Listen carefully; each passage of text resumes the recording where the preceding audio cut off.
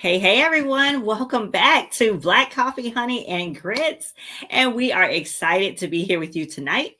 I am Dr. Jamesia, the nurse practitioner extraordinaire. I'm also your intermittent fasting and mindset coach, YouTube influencer, speaker, author, all the things. And I'm one third of these lovely ladies of Black Coffee, Honey, and Grits.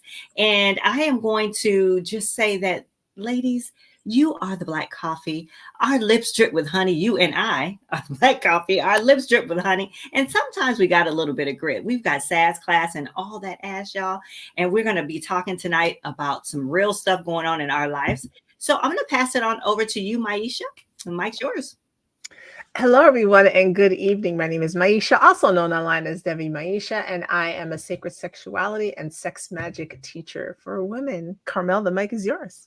And thank you, thank you. I am Carmel Jean-Francois, Coach Carmel. I work with folks who have come to realize that they might be addicted to sugar or food. I guide them through adapting a whole food plant-based lifestyle in order to combat that addiction as well as the conditions that come along with it. But I'm ultimately here to remind everybody to add more plants to your plates. The mic is yours again, Dr. J. All right. Hey. So we're going to talk about our weekend, and then we're going to talk about tomorrow, election day. So, hey, how was your weekend, you guys? My weekend was really, really good. I literally did as little as possible, which I don't do that often. I got some rest. I went to a couple meetings, for some community involvement type things that I do. Most of you guys know I am a member of Delta Sigma Theta Sorority Incorporated, and nothing that I say here represents them at all. Just me. So just me. But anyway, did that this weekend. Spent some time with my girls. We mostly meet on Fridays just to unwind, and it's 3 doctors. We meet up and we just discuss what's going on in our lives. I love that. It gives me an opportunity to just let things off my chest. And other than that, I just really I did some research for some new things that I'm doing financially. And that was it. That's it. I'm going to pass it on over to Maisha, to you, and the big. No, my weekend was relaxing. I found, not found, but I knew of the show Lucifer that it finished like in 2019, and I remember everyone talking about it, and I was like, I'm going to get around to watching it. So I started binge watching it this past week. So that's what I was doing a lot of the weekend, Friday, Saturday, and Sunday. So just relaxing and enjoying that. Went to the gym, got a workout in, got a couple of kisses in, really great hug, just yeah. And then just kept it moving. So that was my weekend. It was pretty chill. Okay, I love how she throws in those kisses. She did that to us last time. Remember, Dr. J? Yes, I do. She did on Wednesday. So what's up? Same. I mean, can we say same? This was the same person. Yeah, because y'all gotta ask. No, this was the same person. But let me tell you real quick, and then I really want to hear about Carmel's weekend. But then he might watch this, he might know. But so Sunday, here I am, like I'm Sundays are for planning. So I'm over here planning social media for the week, looking at business stuff. And then I got Lucifer open on one tab. So I'm watching the show, listening over here. And he's asking me about my Sundays, the marathon, right? He's like, how's the marathon treating you? I was like, it's lively, it's festive. He's like, all right, I'll call you in a bit. I'm like, okay, give the thumbs up. Cool, no problem. Why does man video call me? Now, it's Sunday, okay? I'm in my satin PJs, okay, from the holiday party. He did it, Jamesia. He did. I got my sweater on. My hair is because it's Sunday, okay? So it's just, I woke up and I didn't do anything with my hair because it's just me and my kids. And I was like, sir, really? Just right here, just seeing it all. So he didn't see the raw, unedited, uncut version. That's what you're gonna get on a Sunday at 1 p.m. So hey, I love it. Yes. Okay. Yeah, that was my weekend. But Okay. Carmel, Was he pleased? How was his reaction? How was that? And how are you with that? oh, I I'm know fine. I know Yeah, yeah. you know, at first I was just like, I was like, my guy, you know, but no, yeah, I don't care. I'm fine. You're gonna get what you get. If you video call me, you're gonna get what you're gonna get because I'm an answer. Was he? I'm assuming he was okay. I don't ask men how they feel No, about it. I mean, yeah. yeah, I'm gonna assume he was okay because we sat on the video for a good 45 minutes. So Nice, nice. I he love seemed that. to be all right with it. Yeah. I love that. Yeah. Yes. All right. But you had a big weekend. Yes, Carmel so had a huge weekend. I did the most. I did the most. I did. I had a really, really big weekend, and not to take over this whole thing, but Oh, please I do. I've been waiting. my fitness competition was on Saturday. Now, I've been working towards this since March, and it's been on my mind for a while. So I've been working towards this since March, and I had my on days, I had my off days, I had a birthday, I had um, a Twins Fest, I had the summertime. So finally, I picked a date, November 2nd. I have to hone in and do what I have to do to get ready for this. I had two coaches, one coach that trained, like gave me my workouts, and another coach that helped me with crossing the stage and posing and all of those things, which is like the key to all of that, right? So I get on stage and she's in my head, like the different cues and how I'm supposed to stand and turn and do this and do that. She's in my head. And then afterwards, she asked me for pictures, and I almost was like, oh no, I wasn't standing right there. And I didn't want to send her these pictures, but it was all good. It was all good. But I got to tell you, there was something about being on stage with all these women who, for the last however many months, weeks, years, whatever, have been caring for self. Like, this is definitely a show of how I take care of my body, my physical body. No matter how vain the whole thing is, that how vain of a spectacle that all of this is, at the end of the day, there's a certain amount of care that you have to go through, men and women alike, in order to get the results how we show up on that stage with regards to our fitness and our nutrition.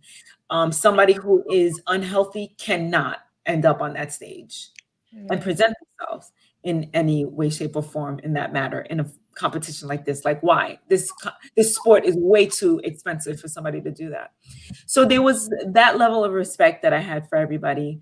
There were a nice amount of women competing. It was a really small event, though, very well run, so organized, and it helped relax me. Like, there was not really that much of that last minute anxiety that goes on when these shows happen. And because they were so organized, I had my sister there, I had my coach there, my cousin Jude surprised me. I'm on stage and I look over the audience, Jude, and emotions. And I'm like, hold it together. I'm like this, like standing and posing and trying not to cry and lose it all. But I felt really, really good on the stage. I felt like I worked hard. This is where I belong. I felt good posing. I felt good in front of the judges. I felt confident, even though I knew that there were things that I really could have improved. And that's what I wanted. That's what I wanted to feel. That's how I wanted to that was the experience that I wanted. And the icing to the whole thing was me actually winning in each of my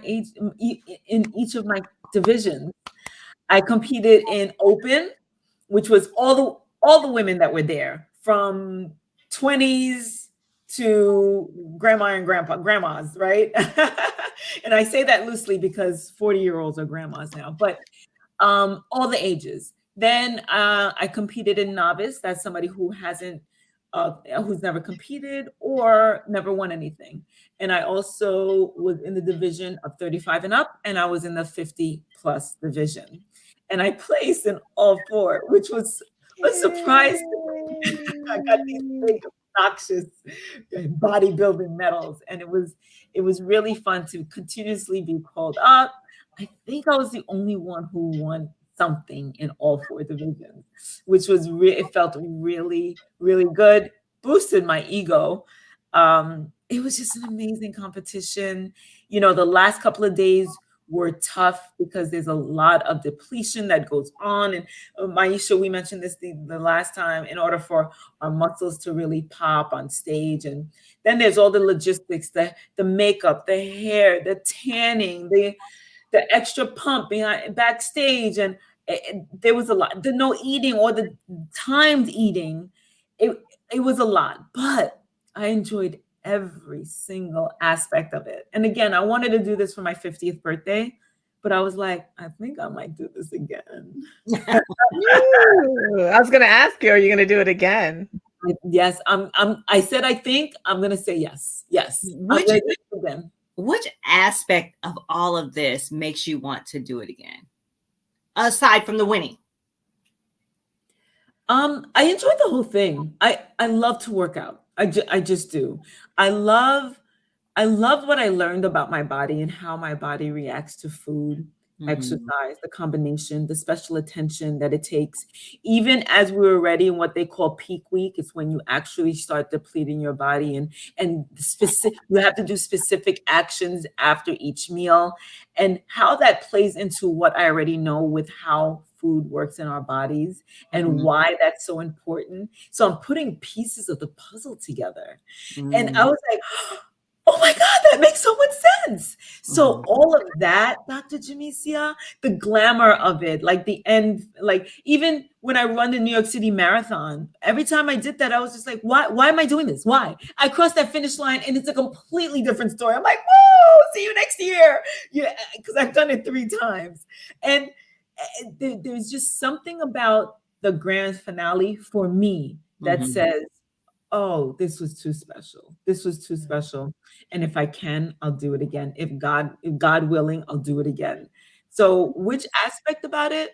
I got to tell you though, all the even the hair, the makeup is amazing. The shoes, the glitter, the other women, the comparisons, and oh, your suit is gorgeous. Oh my God, your lips are great. Oh, your eyebrows, like all of it. Dr. Jamesia, all of it.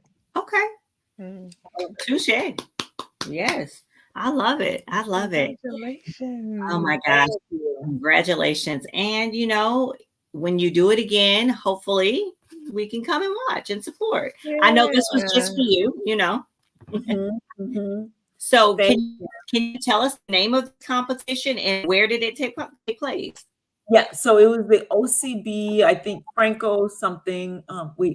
Shame on me, but it was OCB. OCB is the organization, and the specific competition I can't recall from the top of my head. Okay. Yeah, and so I would love to do another one of these. The first one I did was NPC, which was a national thing. It was a big competition, and I just got lost, and I was like, where's Aldo type thing. This one is a little smaller, was organized. It was just good enough for me and what I wanted to do. So yeah, and it was in Pennsylvania. It took us about 3 hours to drive up in the middle of the day. So that wasn't bad. We stayed in a really nice hotel with a kitchen, which was good because I needed to cook some food. It was nice that I just didn't have just a microwave oven and a refrigerator. Like food was really an important part of these last couple of days of me being there. Took all my food with me. My coach met us up there, and she's whole food plant-based as well. So she came with like a whole thing of food for herself as well. So that part was interesting. I'm like, this is how vegans travel. So it was just a really, really good experience. I enjoyed every bit of it. Would you consider going pro? Woo! That's a big question. Yeah. Listen. The door's open. You're leaving the door open.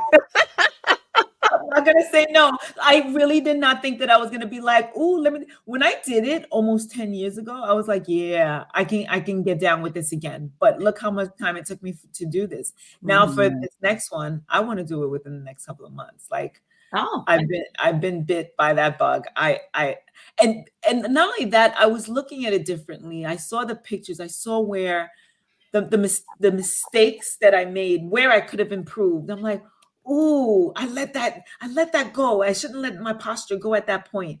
And that made me really want to say, ooh, can we have a do-over? Like, I want a do-over. And that's what really kind of that's what really told me, like, Carmel, you're not done. You're not done. So I don't know.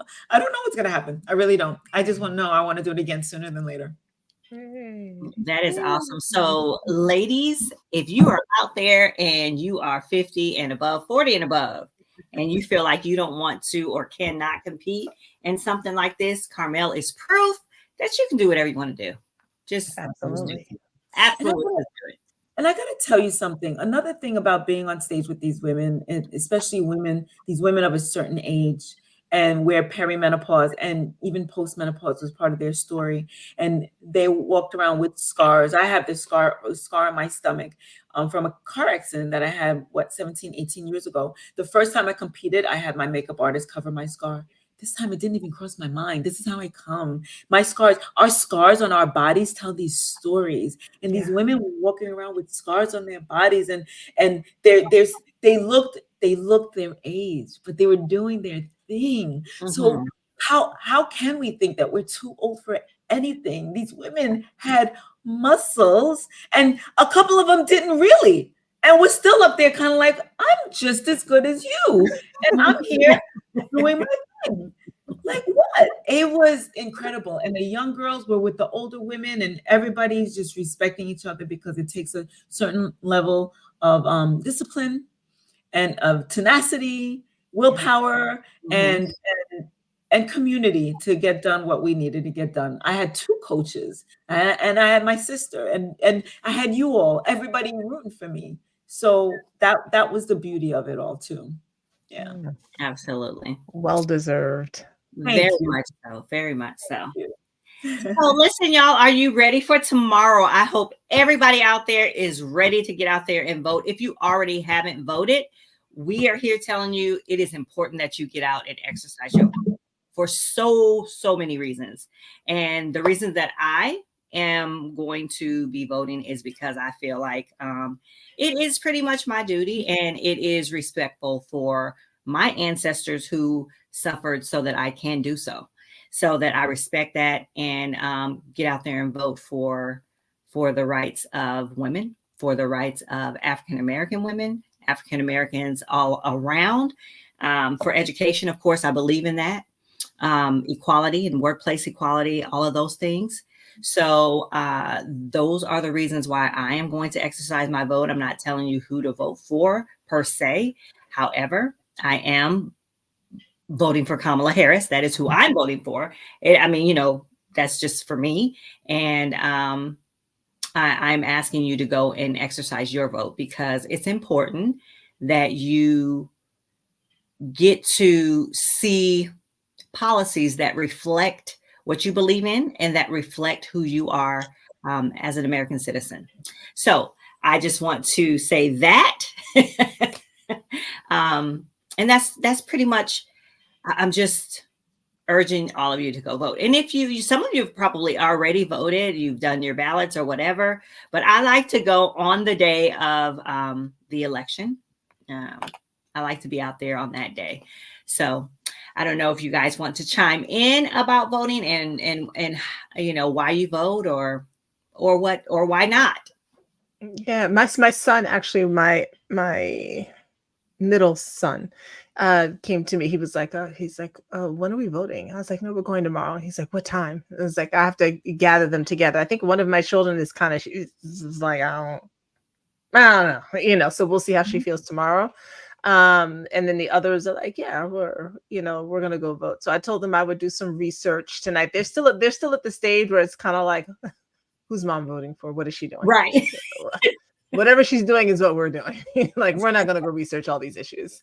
And so for me, it's what happens locally is extremely important. That is where the policies are made that directly affect on the day-to-day basis. So I am going to vote for the policies that are happening here in New York City, any federal judges that are coming, to the bench, anything like that. I'm definitely here for. And I mean, I vote for the same reasons. I voted all kinds of parties. I don't have party loyalty. I have policy loyalty. But I vote because my grandparents grew up in a time where that was a no for them. They were all born before 1930. And so that, being in the South, there was a whole thing about not being able to vote and all of the hoopla that one had to go through to vote, even when you got the right to vote. So I go and I do it. I do it for them, and I do it for those who fought so that we could have that right to vote. Though I have friends on all spectrums, so I understand, why people don't, but that's why I do it. And the beauty of being here is I get to exercise my right to do it. They get to exercise their right not to. And that's what comes with being in a country where you have that freedom of choice. But that's why I vote. That's what I'll be doing tomorrow.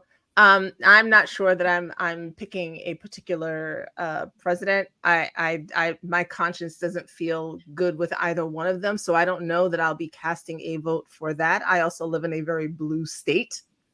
So, the Electoral College is going to do what it's going to do. But I am definitely going to vote for all the things that are happening locally that I know are going to affect me on a day-to-day basis. So we will be there tomorrow. Absolutely. Now vote on. I know that, so I really do believe in exercising this right.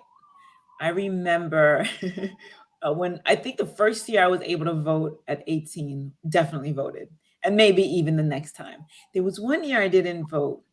And my father asked me if I voted. And I was like, nah. And he says, you didn't vote? I said, no. He says, whatever happens in this country, you have no right to be upset about it. And the way he said it was so, was just kind of, I can't describe how I felt when he said it. He was kind of reprimanding me, but not in that way. It was kind of like, because you didn't vote, you don't have a voice now. And that's how I took it. Like, I have no voice. I exercise the right to keep silent. And that really struck. That really hit me. And I was just like, he is so right.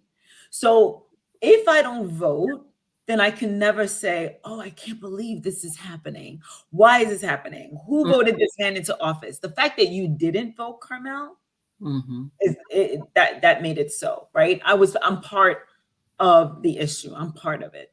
So that's how I took it. And ever since then, I practice and exercise my right. So yes, I will be there tomorrow. I have to tell you, I'm terrified if this man wins. Yeah. A lot of people are. Yeah. So a lot of people are extremely excited if he does. Oh my God. Yeah. And you know what? I'm not here to talk about anyone per se. However, I feel like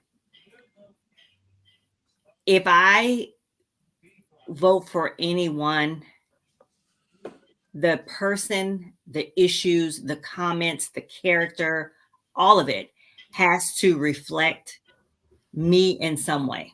Yeah. In some way. Now, if I put up her and put up him, it's definitely going to be her. Yeah. Not because she's listen, no, I ain't even gonna lie about that. Yes, because she's a Black woman. Yes, that is pushing me on. She's a part of the Divine Nine. That's another thing. She is from California, and I believe that there's a lot that went on in California that she did that helped Black men. There are some things that Black men don't like about her that they feel that she hurt them.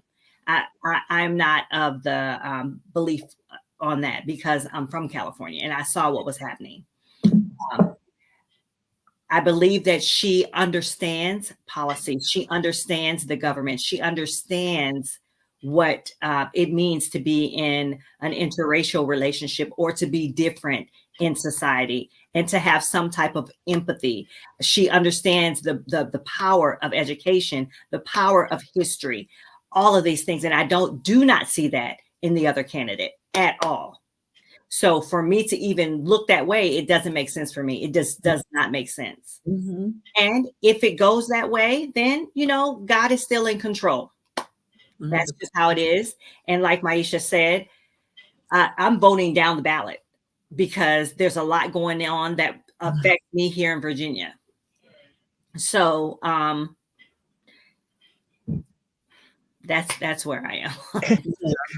I like what Raider Steeler fan said. Either way, I'm going to continue to lead myself and be the best version of myself, regardless of who gets into office tomorrow night.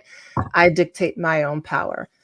And I think that, and that's kind of where I am. And I was telling the woman in my community, you know, because I heard what you said, Carmel, and I don't hold. For me, and so, and this could be my complete arrogance or my complete faith. I don't know which one it is, but whoever's in office, I'm gonna do what I'm gonna do. That's just what it is. I'm going to do what I'm going to do. It's the idea, you know, this person, either one of them they're gonna do whatever it is that they decide, and you know, there are things that people agree with on either side, but I'm not going to, and I've never, I just don't let politicians dictate what happens in my life. And I think it's really important because what happens is people will come out every 4 years to vote for the figurehead of this country, but they won't vote every 2 years for the people who are going to work with those figureheads to make the policies. So I'm interested in who my senators and representatives are, who are going to say yay or nay on what that person tries to bring to the floor. I'm interested in who's sitting on benches. I'm interested in who's sitting on community boards, because these are the people that start layering things that go up the chain of command. So if I'm not voting for my representatives, and I just sit back and let that happen because it's not, you know, the big election year and some hoo-has get in office, well, then if you let another hoo-ha in office, it's going to make it a lot easier for the fuckery to happen, right? So I'm like, what's happening here on a local level on a day-to-day basis? Because I know that that's what affects me, but I'm not going to. I think people need to read the Constitution. I'm just going to put that out. Read the Constitution and the Bill of Rights, please, at least once in your lives, folks, because there's just been stupid stuff said on both sides that have me thinking that folks are just looking at 90-second reels and sound bites of things that have happened. And just for the record, for those of you who are watching now, the vice president doesn't have any power. They cannot do anything. So when people keep saying that she didn't do anything, it's because she cannot. The vice president can only do what the president sends the vice president to do. So the vice president cannot decide policy, border control, pro-life, pro-choice, none of them can. I just had to say that for the general public. Carry on. And let me say this as a follow-up. You made a good point, but as a follow-up, let's be clear. When Trump was in office, he appointed several judges. He appointed several people onto the bench that are there and will be there for a very long time and will continue to move forward the agenda of the Republican Party, of his party, of whomever follows him. So let's be clear on that. And the other thing is so it does matter at that level as well. So when you look at this, he made 26 appointments while he was in office that we could do nothing about. Nope. That part. So. Not at all. So. Yeah. Very, very strategic. I mean, that man, he went into office and put things in place that he's smart. I mean, he acts like he's. Yeah. He doesn't. And that's why we're in a state now. And I just, one of the main things is this abortion thing. And it breaks my heart. I don't want to get into it. Like, we're not going to get into that, but it's just, I'm just fearful of what other things might be in the works. Yeah. And again, it's this too shall pass. Whatever happens, this too shall pass. That is why we have to vote on all levels. I am one. I vote for everything. Everything. I don't care what it is. I'm out here, city council. I'm out here for senators, governors. I'm voting. And I teach my kids to do the same. And I'm telling you, my kids they vote. And yes, I've pushed them to vote a certain way, but they're making their own decisions now because they're older. But when they did not understand the power of what was happening, they still voted. Yep. Well, that's all we got. So I'm gonna be up tomorrow night watching it. It's interesting because the people, there's a very spiritual base that I live by, and most of the people who are in my sphere and my community, there's not a lot of talk about this again at all. It's just there's a way in which so much of this for us is theater that it's a volley to it's just who's getting the ball, who's going this way, who's going that way. And I very much personally dislike the two-party system, though I know that's all we've got right now. And I tell people, like I don't tell a lot of people, but for those of you who are interested in voting for green or socialist, and I have on smaller levels, I have voted for these parties because on a smaller level, they have a chance. If you're really interested in expanding the parties, and the Democrats and Republicans need to make space for that, and they don't. But if you're interested in expanding the parties, you have to start locally. You're not going to get a woman and a Muslim man vice president, and you're not going to get two Afro-Latinas into office. And even if you could, everything that they tried to pass would be vetoed immediately. So if you're really interested in seeing this expand, it's a long game. This is not going to happen in 4 years. You're looking at 20 to 50 years down the road.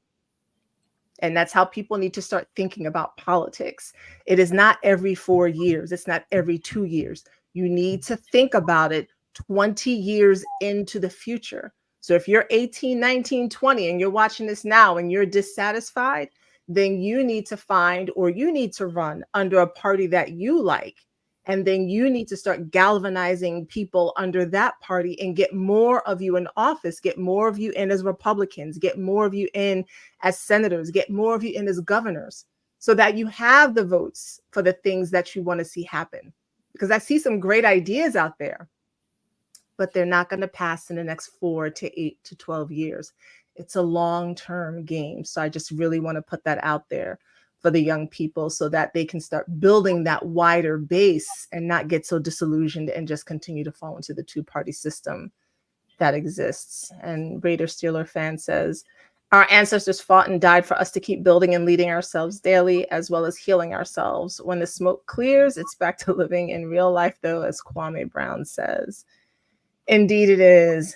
Indeed it is. So yeah, I know some folks who are voting for the orange guy. I know many more people who are voting for Kamala. And listen, everybody's got their own reasons why. But if you think that you're voting for him because he's going to give you money, y'all are fools, because you're not taking into account that it was a pandemic.